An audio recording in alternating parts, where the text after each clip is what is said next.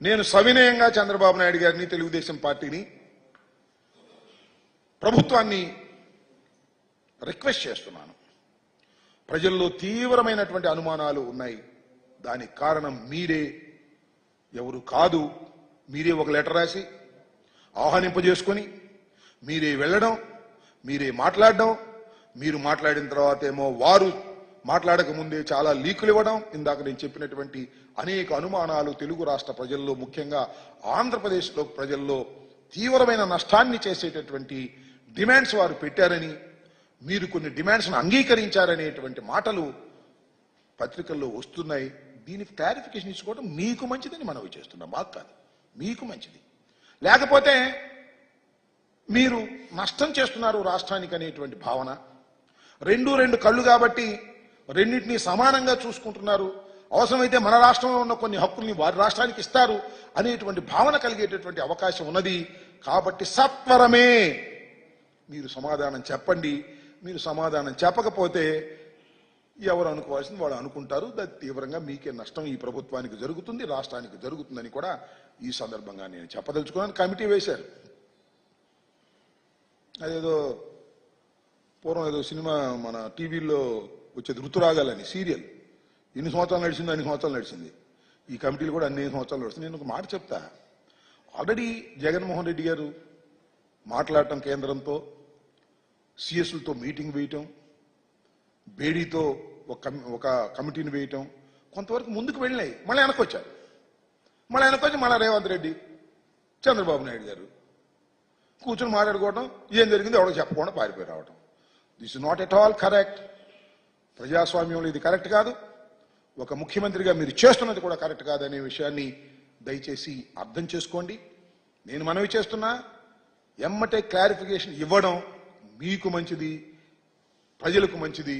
లేదు మా ఇష్టం, మాకు సాగుతుంది, మేము చెప్పాల్సిన అవసరం లేదు, అవసరమైతే తిరుపతి గుడిలో కూడా ఇచ్చేసేస్తాం, దైవాన్ని కూడా ఇచ్చేస్తాం, లేదా తీర ప్రాంతంలో కూడా ఇస్తాం, మాకు రెండు కళ్ళు, మా రెండు సమానమే, మా తెలుగుదేశం పార్టీ కూడా అక్కడ ఉంది కాబట్టి రాబోయే కాలంలో తెలుగుదేశం బాగా పెరగాలంటే మనం కొంత ఇస్తామంటే ఉపయోగం జరిగిద్దని పిచ్చి ఆలోచనలు చేశారా? ఎక్కడైనా పోతారు. అది ఆలోచించుకోమని ఈ సందర్భంగా నేను చెప్పదలుచుకున్నాను.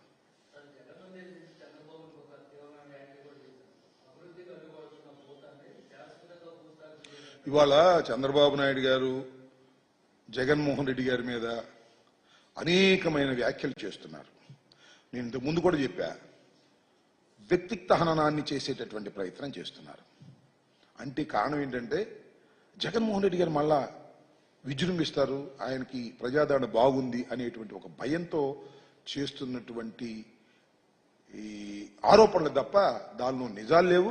మేము ఓడిపోయి ఉన్నాం, ఆయన గెలిచున్నాడు కాబట్టి ఏయో చెప్తాడు. ఆయన చెప్పే మాటలన్నీ పెద్దగా పట్టించుకోవాల్సిన అవసరం లేదు. రాబోయే కాలంలో చూస్తాం. ఇచ్చినటువంటి వాగ్దానాలను నెరవేర్చకపోతే సామాన్యుడు గొంతుకై జగన్మోహన్ రెడ్డి గారు విజృంభిస్తారనే విషయాన్ని కూడా నేను మనవి చేస్తున్నా. మీరు చేసిన ప్రతి వాగ్దానాన్ని నిలబెట్టుకున్న రోజునే మీరు మీ పార్టీ మనుగడ సాధిస్తుంది, లేకపోతే మనుగడ సాధించదు. ఇది వాస్తవ రూపం, ఇది రాబోయే కాలం అని చెప్తున్నా.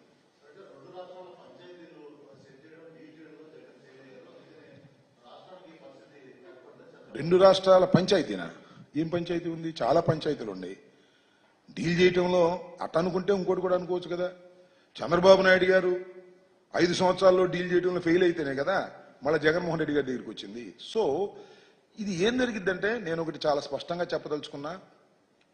కొన్ని విషయాలు ఖచ్చితంగా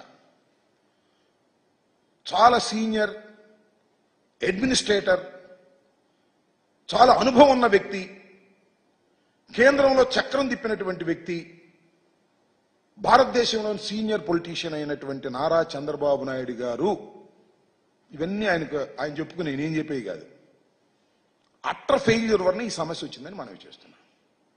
చూడండి మీరు ఒకసారి, విభజన చట్టంలో ఉన్నటువంటి అంశాలు, ప్రత్యేక హోదా హామీ. ఎందుకు ప్రత్యేక హోదా వదిలేశావు ఆ రోజున? ఎందుకు ప్రత్యేక ప్యాకేజీకి వచ్చావు? ఇవాళ ఎందుకు అడగడం లేదు ప్రత్యేక హోదా? చెప్పండి. ప్రత్యేక హోదా గురించి నువ్వు నల్ల షర్ట్లు వేసుకుని శాసనసభలో నువ్వు అక్కడ గందరగోళం చేసావు కదా నువ్వు అధికారంలో ఉన్నప్పుడు. ఇవాళ నీ మీద ఆధారపడేటువంటి ప్రభుత్వం వచ్చిన తర్వాత మీరెందుకు ప్రత్యేక హోదాని అడగడానికి కూడా భయపడుతున్నారు? చెప్పండి సమాధానం.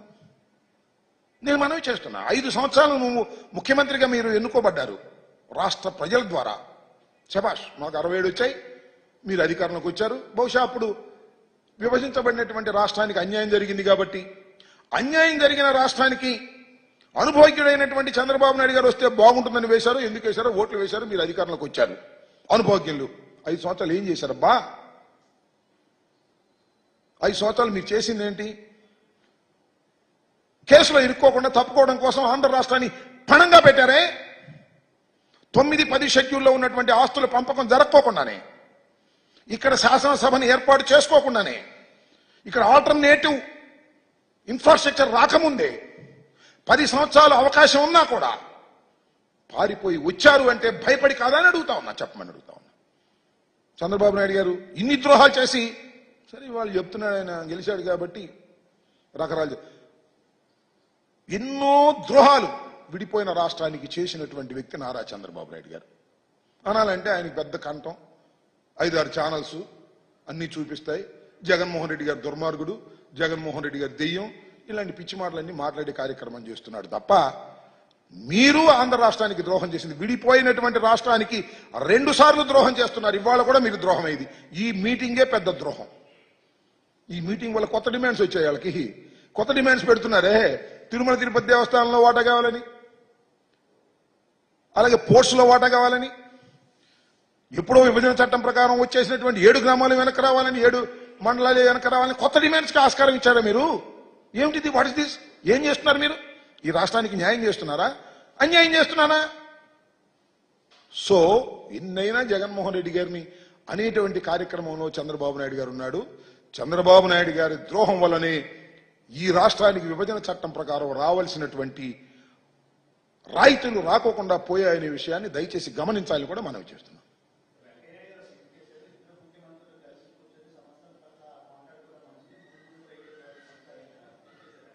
ఏమన్నారు? వెంకయ్యనాయుడు గారు శభాష్, నేను కాదంటలా. 2 ముఖ్యమంత్రులు కలుసుకోవడం, 2 ముఖ్యమంత్రులు చర్చించుకోవడం తప్పని ఎవరన్నారు? చర్చించుకున్న విషయాలను బహిర్గతం చేయకోకుండా రహస్యంగా అట్టిపెట్టడం ధర్మమా? చెప్పాలి కదా ఏదో ఒకటి. మేము ఈ అంశాల గురించి చర్చించుకున్నాం, ఈ అంశాల మీద మేము ఏకాభిప్రాయానికి వచ్చాం, ఈ అంశాలు ఏకాభిప్రాయం రాకపోవడం వల్ల కమిటీ వేశాం అని చెప్పాలి కదా. ఎందుకు చెప్పడం లేదు? ఎందుకు దాస్తున్నారు? రహస్య మీటింగా? మీ వ్యక్తిగత ఏజెండాలు ఏమైనా మాట్లాడుకున్నారా? ఏంటి మరి కారణం? చెప్పాలిగా. డిస్క్లోజ్ ఇట్ అని అడుగుతా ఉన్నా. శభాష్, 2 ముఖ్యమంత్రులు రేవంత్ రెడ్డి గారు మన అలాగే చంద్రబాబు నాయుడు గారు కలుసుకోవడం, చర్చించుకోవడం శభాష్, మాకేం అభ్యంతరం లేదు. ఏం చర్చించుకున్నారు చెప్పాలి కదా. చెప్పడం లేదంటే అది పవిత్రమైనటువంటి సమావేశం ఎలా అవుతుంది అనేది నా పాయింట్. వెంకయ్యనాయుడు గారు చెప్పినట్టుగా నేను I'm also accepting, everybody accepting. 2 రాష్ట్రాలు పక్కపక్కన ఉన్న రాష్ట్రాలు కూర్చుని మాట్లాడుకుంటే తప్పే ఉంది? ఏం తప్పులేదు.